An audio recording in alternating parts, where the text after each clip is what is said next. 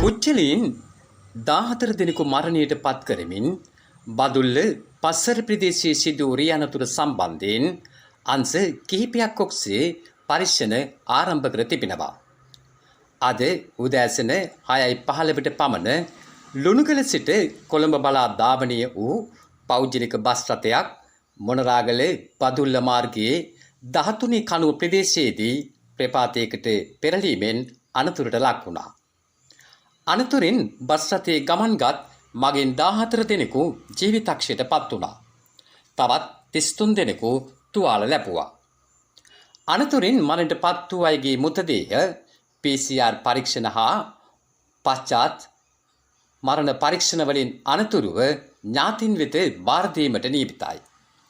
Bus රථයේ රියදුරු මියගොස් ඇති බවට පළ වූ වාර්තා අසත්‍ය බවත් රියදුරු මරණයට පත් වී නොමැති අතර ඔහු අසාධ්‍ය තත්ත්වයේ ප්‍රතිකාර ලබන බවත් වාර්තා වෙනවා. ලොරි රථයකට මාර්ගයේ ඉදිදීම නිසා මෙම අනතුරු සිදු වූවාදයි යන්න පිළිබඳවද පරීක්ෂණ පැවැත්වෙනවා. මාර්ගයේ ඉදිකිරීමේදී එහි අවදිමත්භාවය මෙම අනතුරට හේතුවක් වී ඇතැයි ප්‍රදේශවාසී ජනතාව චෝදනා කරනවා.